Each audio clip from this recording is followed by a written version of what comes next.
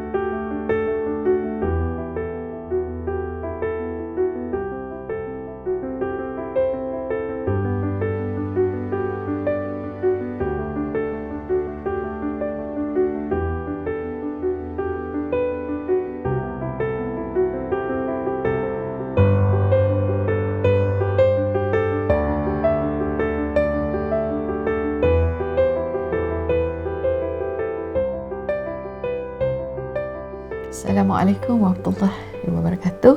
Saya Puan Mahjah Melati binti Tani, orang asal Kampung Bakam di daerah Miri. Saya walau bagaimanapun orang Jatimirek yang tidak dibesarkan di Kampung Jatimirek, sebab saya dibesarkan bersama arwah ayah saya yang bekerja sebagai seorang pekerja swasta di syarikat Shell Lutong. Saya dibesarkan di Bandar Lutong dan kini telah menetap di Lutong Baru kerana saya juga merupakan bekas pekerja Sarawak Shell Berhad ya. Walau bagaimanapun saya kini telah bersara dan menjadi suri sepenuh masa, dan saya banyak terlibat dalam persatuan NGO khasnya, dan yang paling utama adalah Persatuan Jatimirek lah. Saya merupakan bendahari kepada persatuan ya untuk tempoh sesi 2022 hingga 2025.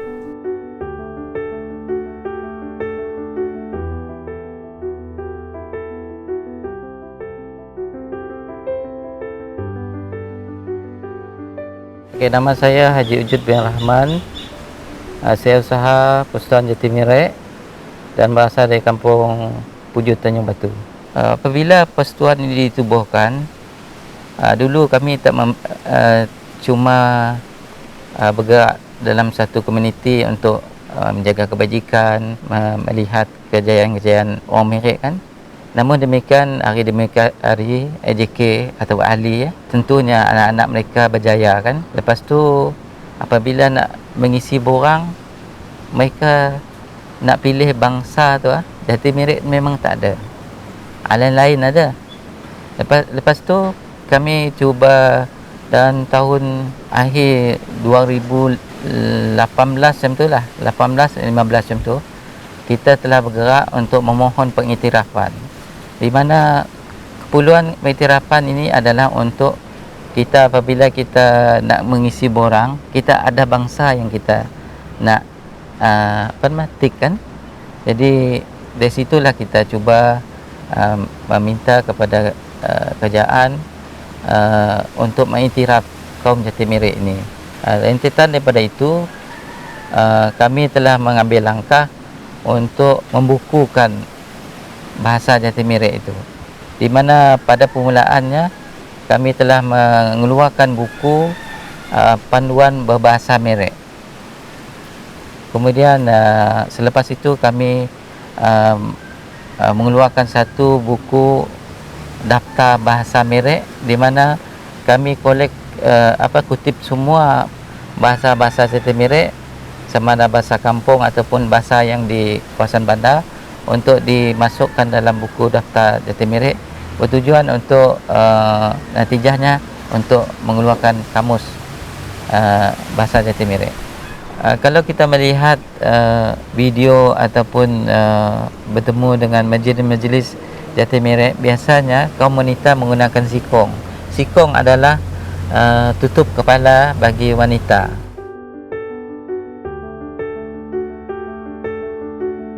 Untuk bercerita berkenaan pakaian Jati Merek, elok saya memberi penerangan ke dalam dua fasa. Maknanya pakaian asal orang Jati Merek sebelum kedatangan Islam, ya. Pakaian dalam bahasa Jati Merek adalah nahalok, ya. Di mana pakaian lelaki dipanggil nahalok lelaki, dan pada asalnya kita tidak memakai pakaian yang menutup aurat lah. Kebanyakannya lelaki mengenakan rabit dalam bahasa Merek, yakni cawat. Manakala wanita pula mengenakan turok. Turok ini dibuat daripada kulit kayu yang dinamakan ulai ajuh gitar. Ya, diproses kulit kayu gitar dijadikan penutup bahagian badan lah. Kebanyakannya pada zaman dahulu sebelum Islam merupakan pakaian ala-ala berkembat saja, dan ini mengikut cerita yang kita dengar daripada nenek moyang dululah. Untuk menjahit pakaian, kita proses daun pandan atau daun nanas untuk dijadikan benang mencantum kulit kayu tadi. Manakala ketika ini, setelah kita berasimilasi memeluk agama Islam, pakaian kita nahalok lebih menutup aurat, ya, dan pakaian wanita lebih bercirikan kepada kebaya seperti yang saya pakai. Mungkin ini merupakan asimilasi juga daripada pakaian orang pendatang yang datang ke Miri, yang telah tinggal bersama orang Jati Merek lah. Pakaian wanita bercirikan kebaya, mungkin telah diadaptasikan daripada pakaian kaum-kaum pendatang, ya, yang telah hidup bersama kaum Jati Merek lah. Jadi di mana pakaian itu dulu mempunyai lengan 3 suku bagi wanitanya dan terbelah, juga mempunyai loceng di hujungnya. Tapi oleh kerana prinsip Islam menutup aurat, kami telah memancangkan lengannya hingga ke pergelangan tangan, dan ianya mempunyai leloceng di hujung-hujung pakaian bersama tali pinggang perak untuk sebagai seni kecantikan pada pakaian itu, dan sisi-sisi kain diindahkan dengan corak-corak yang ceria seperti keemasan ini. Dan manakala kita mempunyai korongsang bulat dipanggil korongsang abai, dan mempunyai gelang kaki yang dikenali sebagai gelang alu-alu. Okey. Manakala untuk bahagian tudung, kita boleh menggunakan selayah ataupun ayok, merupakan kain batik, ya, yang diletak di atas kepala, ataupun mengenakan tudung seperti yang saya gunakan sekarang. Kami panggilkan sikong sebagai pakaian harian untuk pergi ke Huma, tempat menanam padi. Manakala lelakinya lebih berciri kepada baju Melayu, ya, dan juga diadaptasikan mungkin pengaruh daripada pendatang asing, ya, sebab kita mengadaptasikan ciri-ciri keislaman, ya, dan mempunyai penutup kepala yang kami panggilkan sebagai tekulup. Selamat petang, kami daripada Persatuan Ahli Jati Merek Miri akan menunjukkan demo cara pemakaian sikong yang merupakan satu jenis tudung, ya, masyarakat wanita Idah Mirai. Bersama kita tengah hari petang ini adalah Puan Hajijah selaku pendemo dan Puan Abibah merupakan modelnya. Okey, ambil kain batik ya, dipaut pada bahagian tengkuk dengan bahagian panjang ke hadapan. Pada hujung kain batik itu diikat di hadapan dahi si pemakai. Ya, tidak ada pin, kita ikat kemas. Dan tu kiri kanan kelebihan kain kita kumpul dan tolak kain ke belakang kepala. Inilah rupa pemakaian sikong di mana tidak ada pin, tidak ada klip kita gunakan yang secara automatik. Ianya merupakan satu kaedah pemakaian tudung seakan-akan turban lah.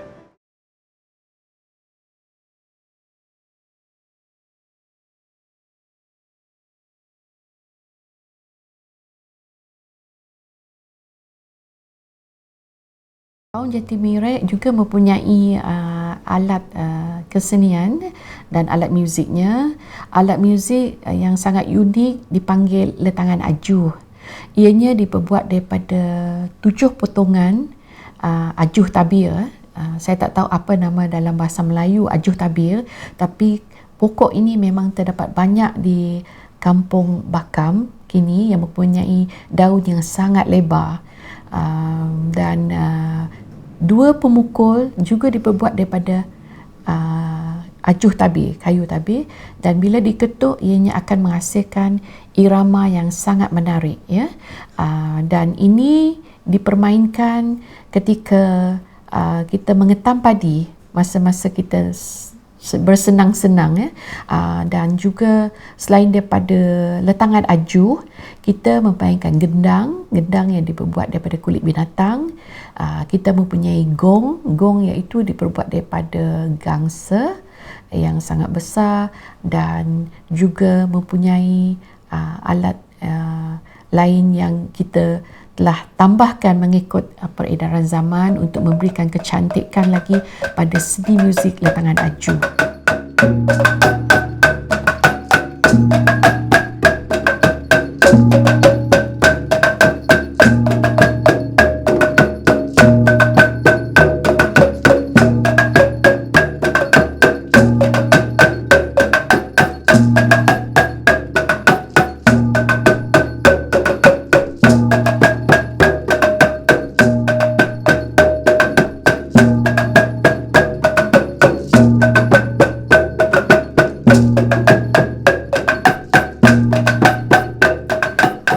Keindahan muzik letangan ajuh dan alat-alat muzik lain, gong dan sebagainya, kita ada tarian yang dipersembahkan ketika majlis keramaian, dan juga dahulu di zaman sebelum Islam kita ada mempunyai acara mahan long, makan tahun atau makan kuala, yang mana aktiviti ini telah kita hentikan sealiran dengan perkembangan Islam di wilayah Miri. Tariannya memaparkan bagaimana proses kita mula-mula meluaskan bendang padi. Biasanya kita tanam padi huma ya. Lepas tu kita tunjukkan tarian tu dalam bentuk menanam benih padi. Bila padi cukup besar dan mula mengeluarkan hasil, dan kita akan menunjukkan tarian itu dalam proses mengetam padi, gutam, lepas tu menjemur padi, dan seterusnya.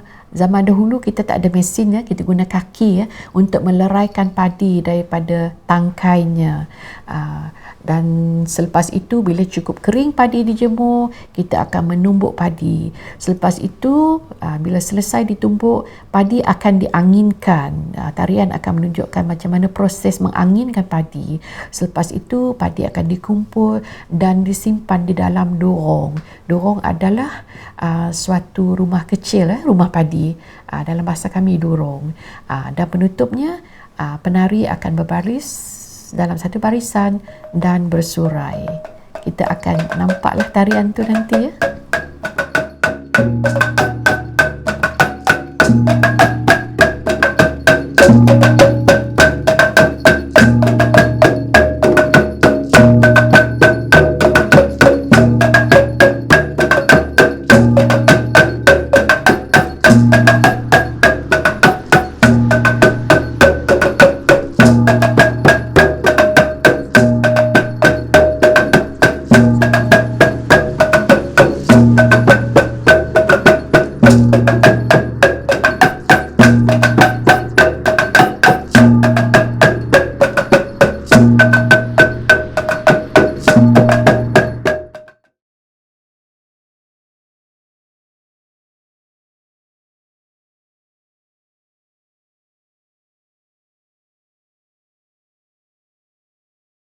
Saya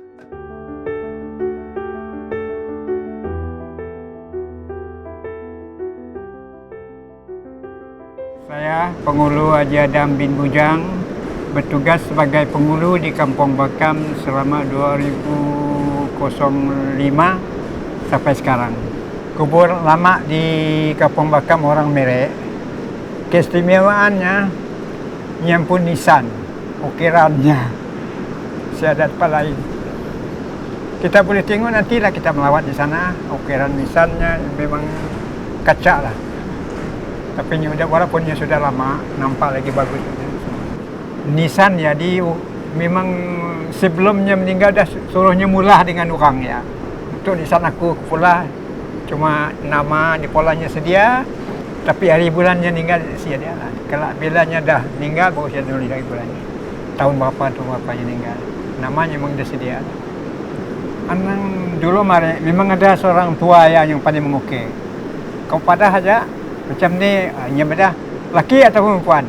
Kita pada laki, ukirnya laki, si sama dengan perempuan lain. Kami kubur, kami berbincang dengan ahli jawatan kuasa kampung untuk menjagakannya. Kalau ada macam selut sikit, kami pergi gotong royong membersihkan. Apa yang macamnya berlubang, apa mendap, kami makan uah dulu, makan polahkannya. Jangan sampai mendapnya teruk gila. Adanya mendap tapi nyasi teruk. Tapi bahasa Merek yang ada kubur ya, ubur. Kalau orang meninggal matai. Ataupun yang ada bahasa halusnya udah pulang mulai, kadang-kadang udah mulai ada. Bapak kami ada, saya ada lagi.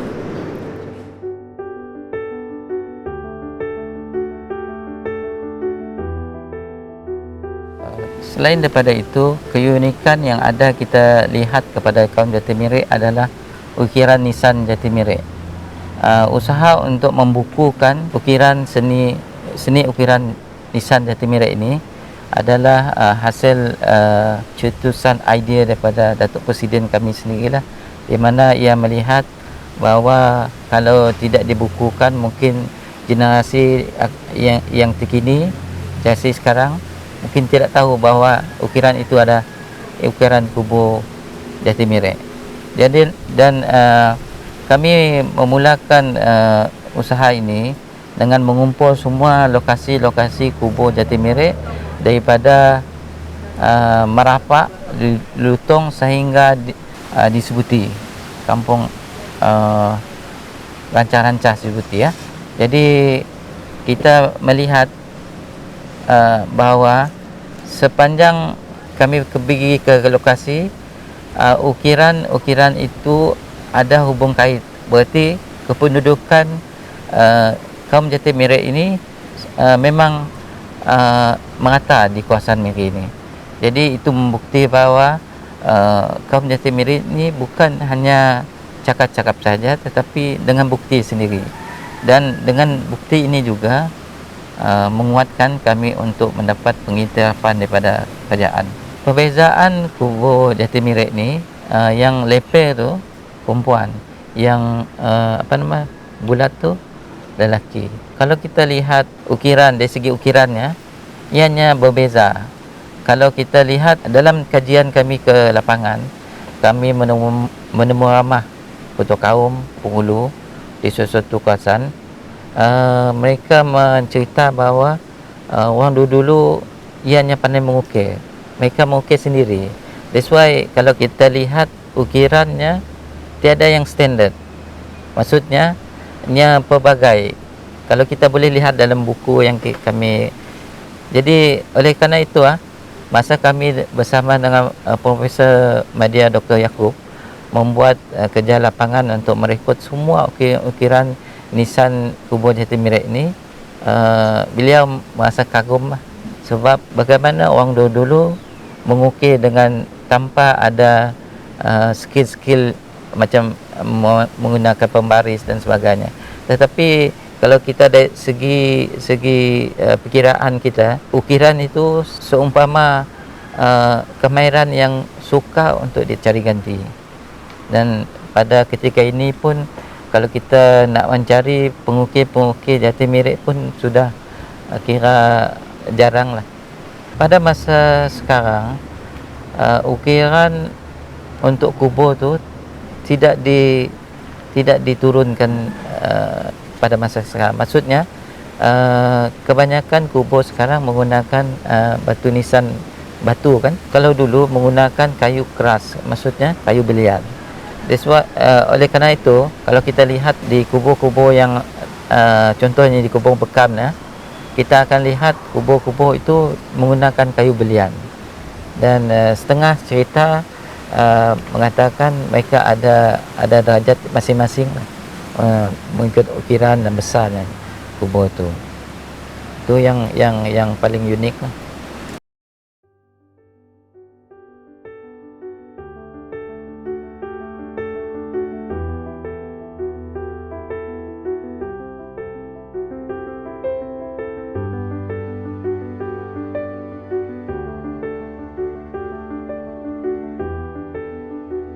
Okay, sebagai ahli Persatuan Jatimirek dan sebagai seorang Ida Mirek, saya berharap sangatlah Persatuan memain peranan yang sangat-sangat jitu mempertahankan seni budaya Jatimirek, khasnya permainan alatan muzik latangan aju. Besar harapan kami kalau dapat memiliki bukan nak bercakap angan kosong lah, semoga menjadi realiti dan impian ini dapat direalisasikan. Kami ingin kalau boleh melahirkan satu kumpulan muzik latangan ajuh lah yang terdiri daripada berbagai kalangan usia di kalangan orang Jatimirek dan akan sentiasa hadir dalam setiap majlis rasmi kerajaan negeri ataupun di Miri ini. Dan kami juga berharap setiap orang Jatimirek mempertahankan tarian dan juga menjadi kalau boleh satu seni ikon di salah satu sekolah di daerah Miri ataupun di Sarawak. Itulah harapan kami supaya seni muzik, seni tari ini tidak pupus di dalam pembangunan arus perdana. Yang saya pesan dengan tidak etnik orang Mirek, janganlah meninggal bahasanya sendiri, jangan adat-adat jangan dilupakan. Supaya supaya sila dengan orang-orang, berjumpa dengan orang tua, kita hormatkan orang tua. Ya, harapan kami lah. Persatuan ini telah ditubuhkan selama 4 dekad. Jadi harapan saya kepada anak-anak muda Jatimirek supaya mereka terlibat sama dalam persatuan bagi mengekalkan kesinambungan kerja-kerja dalam persatuan, di mana supaya seperti yang saya katakan tadi, ia lebih mengumpul kaum Jatimirek ini untuk berperanan menjaga kebajikan, kebudayaan, kesenian, ekonomi, pendidikan dan sebagainya. Dan saya berharap kaum Jatimirek ini kembalilah untuk mencintai bahasa Jatimirek dan seterusnya gunakanlah platform persatuan ini untuk kita sama-sama dapat manfaatkan persatuan ini untuk kaum Jatimirek.